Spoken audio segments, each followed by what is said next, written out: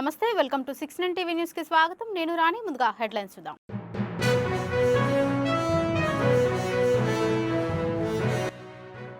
మహాత్మా గాంధీ వర్ధంతి, రాజ్ఘాట్ వద్ద ప్రముఖుల నివాళులు. మహాత్మా గాంధీ 77వ వర్ధంతి సందర్భంగా ఘన నివాళి అర్పించిన ప్రధాని మోడీ, రాష్ట్రపతి ద్రౌపది ముర్ము.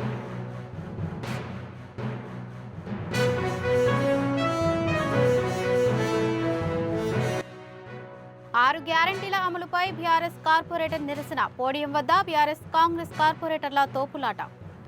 3 సార్లు వాయిదా పడ్డ కౌన్సిల్.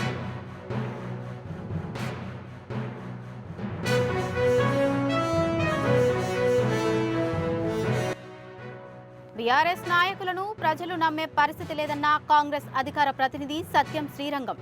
ఇలాంటి పనులు మానుకోవాలి అని హితవు.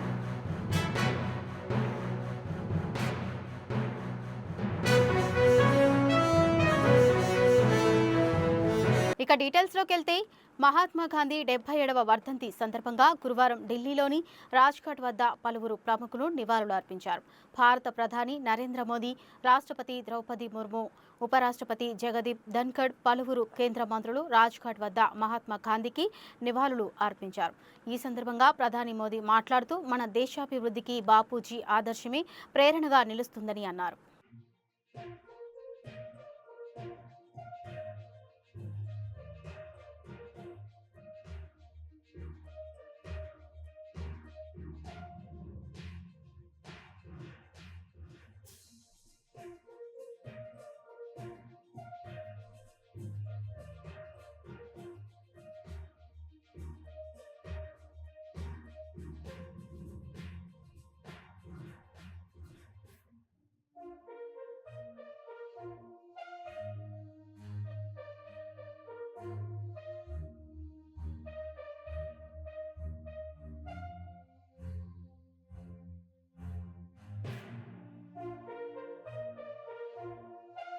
జీహెచ్ఎంసీ సర్వసభ్య సమావేశంలో ఉద్రిక్తత చోటు చేసుకుంది.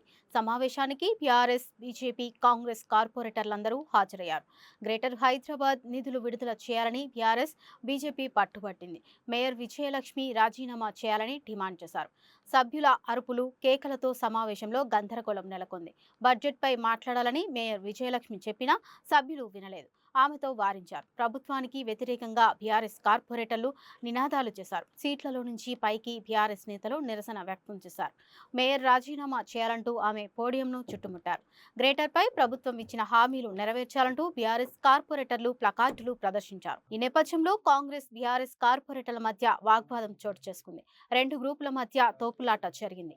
మాట పెరిగింది. కాంగ్రెస్ హామీలపై జూబ్లీహిల్స్ కార్పొరేటర్ వెల్దండ వెంకటేష్ నిలదీశారు. వెంకటేష్ చేతిలో ఉన్న ప్లకార్డులను కాంగ్రెస్ కార్పొరేటర్లు లాక్కుని చించివేశారు. కౌన్సిల్ నుంచి కార్పొరేటర్లను బయటకు పంపించారు. మార్షల్ ద్వారా వాళ్లను జీహెచ్ఎంసీ కార్యాలయం నుంచి బయటకు పంపారు. ఈ క్రమంలో మరింత ఉద్రిక్త పరిస్థితులు చోటు చేసుకోవడంతో బీఆర్ఎస్ కార్పొరేటర్లను అదుపులోకి తీసుకున్నారు. అనంతరం వివిధ పోలీస్ స్టేషన్లకు తరలించారు. అయితే ప్రభుత్వానికి ప్రశ్నించినందుకు తమను అదుపులోకి తీసుకుంటారా అని మహిళా కార్పొరేటర్లు మండిపడ్డారు. తనను అక్రమంగా అరెస్టు చేస్తున్నారంటూ అంబర్పేట కార్పొరేటర్ రోడ్డుపై బైఠాయించి నిరసన వ్యక్తం చేశారు. అయితే బీజేపీ కార్పొరేటర్లు సైతం నిరసన వ్యక్తం చేశారు. హైదరాబాద్ అభివృద్ధి ఆగిపోయిందని మండిపడ్డారు. నిధులు వెంటనే విడుదల చేయాలని డిమాండ్ భిక్షాటన చేస్తూ నిరసన తెలిపారు. డివిజన్ల వారీగా కార్పొరేటర్లకు నిధులు మంజూరు చేయాలని కోరారు. కొద్దిసేపు వాయిదా వేసినప్పటికీ ప్రస్తుతం కౌన్సిల్ సమావేశం కొనసాగుతోంది.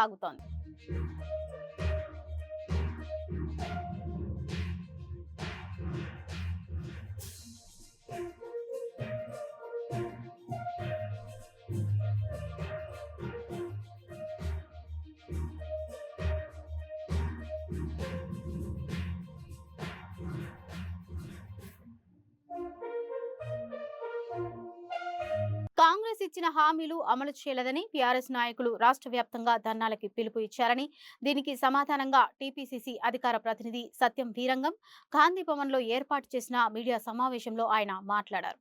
కిషన్ రెడ్డి 5 సంవత్సరాలు కేంద్ర మంత్రిగా ఉన్నప్పటికీ రాష్ట్రానికి ఏమైనా ఉపయోగం ఉందా అని ఆయన ప్రశ్నించారు. మీరు అధ్యక్షులుగా ఉన్నప్పుడు పార్టీ ఎదిగిందా?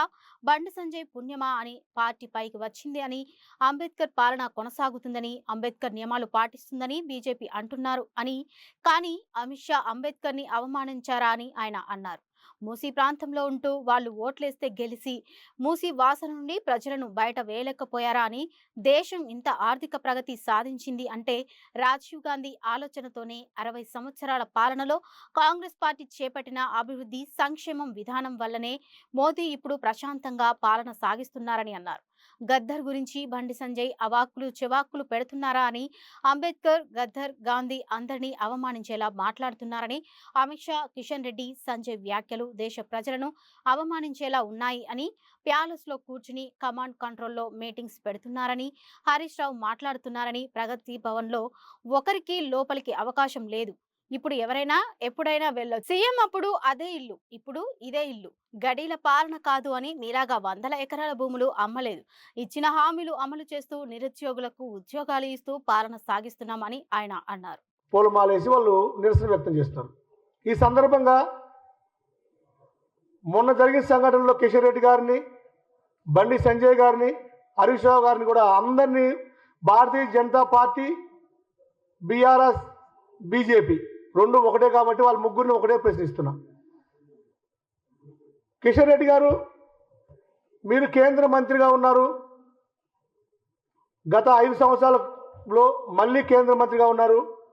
మీరు ఈ 5 సంవత్సరాల కేంద్ర మంత్రిగా ఉండడం వల్ల రాష్ట్రానికి ఏమైనా ఉపయోగం జరిగిందా? మీరు ఈరోజు పెద్ద పెద్ద మాటలు మాట్లాడుతున్నారు.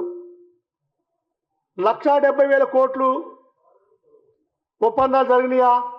దావోస్లో నిజమా? రాహుల్ గాంధీ ఎట్ట అడుగు పెడతాడు తెలంగాణలో? తెలంగాణ రాహుల్ గాంధీ అడుగు పెట్టకుండా అడ్డుకోండి అని మాట్లాడుతున్నారు. మేము కిషన్ రెడ్డి గారికి ఒకటే సూటిగా ప్రశ్నిస్తున్నాం. మా ఊహ వచ్చినప్పటి నుంచి భారతీయ జనతా పార్టీ కేవలం హైదరాబాద్ మాత్రమే పరిమితమైన పార్టీ. మీ హయాంలో మీరు రాష్ట్ర అధ్యక్షుడిగా ఉన్నప్పుడు ఎదుగు పొదుగు లేకుండా భారతీయ జనతా పార్టీ ఉంది. ఏదో బండి సంజయ్ పుణ్యాన భారతీయ జనతా పార్టీ కొంచెం పికప్లో రాగానే మీరన్నీ పెద్ద పెద్ద మాటలు మాట్లాడుతున్నారు. మీ వల్ల ఈ రాష్ట్రానికి ఏమైనా లాభం ఉందా? మీరు చిన్నప్పటి నుంచి రాజకీయం చేసిన అంబర్పేట కానీ, సికింద్రాబాద్ నియోజకవర్గం కానీ, ఈరోజు మూసీ రివర్ ప్రాజెక్టులో మూసీ పునరుద్ధీకరణ చేద్దామని ముఖ్యమంత్రి గారు నిర్ణయం తీసుకుంటే మీరు చిన్నప్పటి నుంచి ఆ మురుగు కంపులో పెరిగి ఆ మురుగు కంపు ఎప్పుడు తిరిగారు, కానీ అక్కడ ప్రజలు మంచిగా ఉండాలని కొంచెం కూడా కోరుకోలేకపోయారు. మహాత్మా గాంధీ 77వ వర్ధంతి సందర్భంగా ఎంజీ రోడ్లోని మహాత్మా గాంధీ విగ్రహానికి ఎమ్మెల్యే తలసాని శ్రీనివాస్ యాదవ్ పూలమాలలు వేసి నివాళులు అర్పించారు. ఈ సందర్భంగా మాజీ మంత్రి తలసాని శ్రీనివాస్ యాదవ్ మాట్లాడుతూ సత్యం, అహింస గాంధీజీ ఆయుధాలు అని, జాతి వివక్ష అంటరానితనానికి పోరాడిన మహానీయుడు మహాత్మా గాంధీ అని, మహాత్మా గాంధీ దేశానికి స్వాతంత్రం తీసుకొచ్చి జాతిపితగా నిలిచారని ఆయన కొనియాడారు.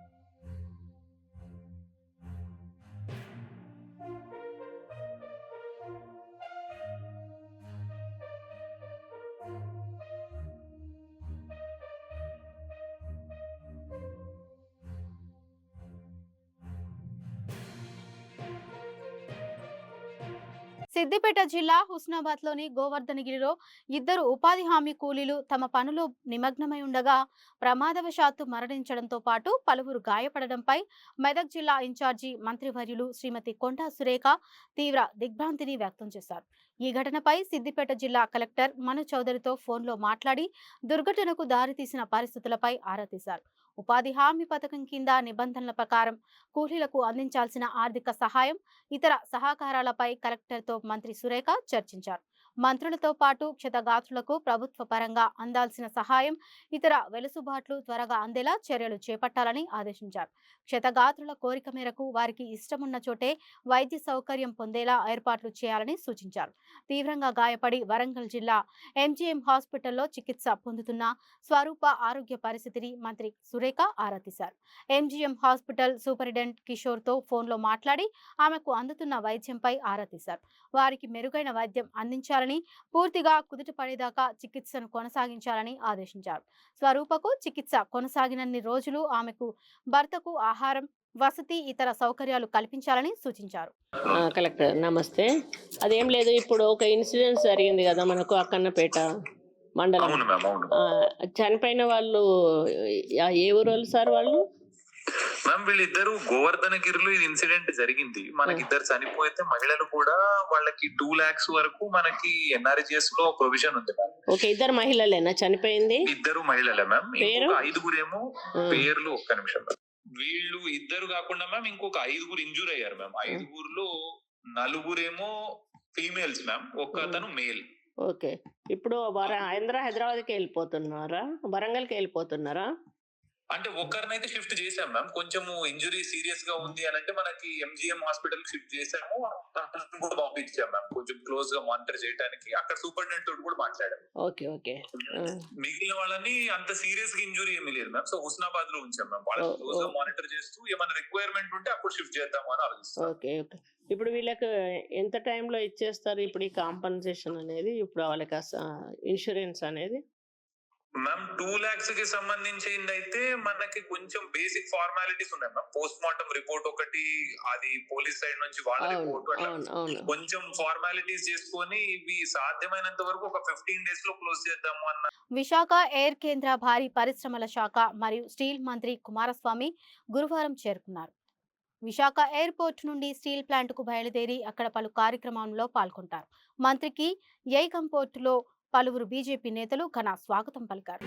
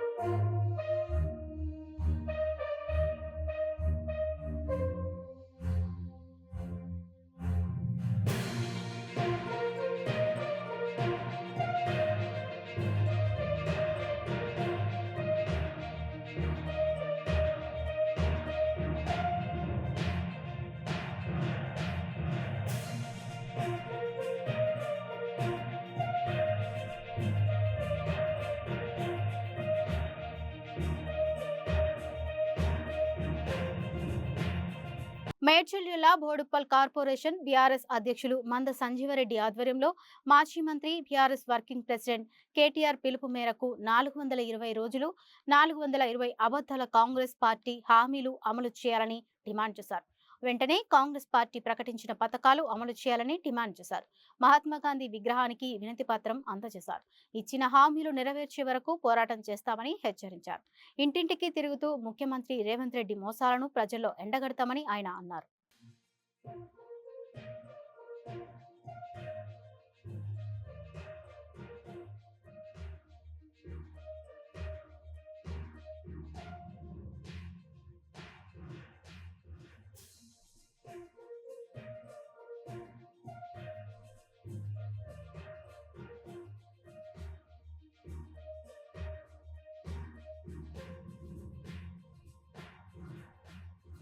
కాంగ్రెస్ పార్టీ మోసపూరిత వాగ్దానాలైన 6 గ్యారంటీలు 420 హామీలను ఇప్పటికీ 420 రోజులైనా అమలు చేయని సందర్భాన్ని మనం చూసాం.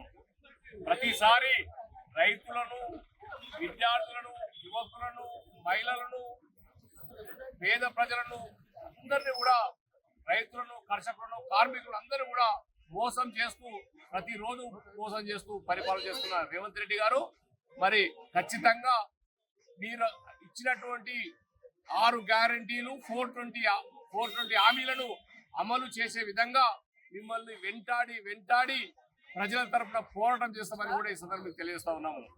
మరి మీరు గతంలో చూసినాం, మరి మీరు ఎన్నికల్లో ఇచ్చిన వాగ్దానాలన్నీ మరి రైతు బంధు పేరుతో రైతు భరోసా చెప్తూ మరి 15 పంటకు సంవత్సరానికి 15,000 ఎకరానికి ఇస్తామని చెప్పారు, అవి ఇయ్యలేదు. మరి కళ్యాణ లక్ష్మి పేరుతో ఉన్నటువంటి 2,000 ఇస్తూ ₹1,00,000 కళ్యాణ లక్ష్మి పేరు కేసీఆర్ గారు ఇస్తా ఉంటే మీరు తులం బంగారం ఇస్తామన్నారు. ₹1,00,000తో తులం బంగారం అది ఇవ్వలేదు. అదేవిధంగా మహిళలకు ప్రతి నెల 2,500 ఇస్తారు, అది ఇవ్వలేదు. అదేవిధంగా చదువుకున్న విద్యార్థులకు ప్రతి ఒక్క విద్యార్థినికి స్కూటీ ఇస్తున్నావు, అది ఇయ్యలేదు. యువతకు నిరుద్యోగ వృత్తి ఇస్తున్నారు, అది ఇయ్యలేరు. ఇలా చెప్పుకుంటూ పోతే మీరు చేసినటువంటి ఏ ఒక్క హామీని సంపూర్ణంగా అమలు చేయని విధంగా మీరున్నారు. కేవలం ఉచిత బస్సు అని కొద్ది ఇబ్బందికర పరిస్థితి చేస్తా ఉన్నారు. బులెటిన్ ముగించే ముందు హెడ్లైన్స్ మరోసారి చూద్దాం.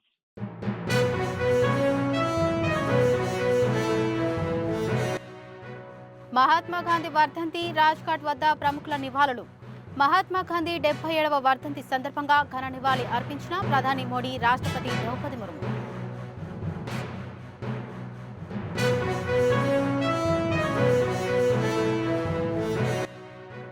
ఆరు గ్యారంటీల అమలుపై బీఆర్ఎస్ కార్పొరేటర్ నిరసన. పోడియం వద్ద బీఆర్ఎస్ కాంగ్రెస్ కార్పొరేటర్ల తోపులాట. 3 సార్లు వాయిదా పడ్డ కౌన్సిల్.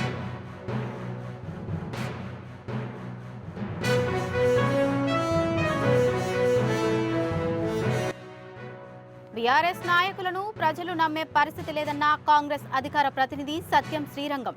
ఇలాంటి పనులు మానుకోవాలి అని హితవు.